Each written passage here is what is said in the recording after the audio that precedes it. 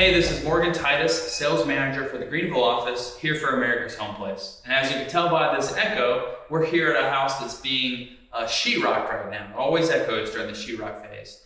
This house is a bell. Bell 3B is this house. There's several different types of bells, and this customer is really excited about theirs. They made a handful of changes to it, moved a couple walls, and really made it their own. There are various stages that feel more complete than others. This is the first time that the walls start to close in and you can really get a sense of the size of the house. Most homeowners really enjoy walking through the house at this stage and really thinking more about the furniture and more about the type of decorations they might do after they move in. We often see couples here visiting their house during construction, during the drywall phase for this very reason. The stage doesn't last very long. It's shortly after this stage, we have all of the electrical, mechanical, and plumbing trim outs started.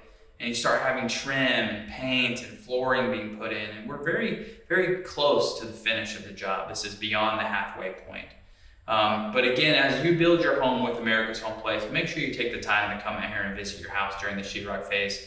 This is when you get to really visualize and really get that future feel of what it will be like when you move in.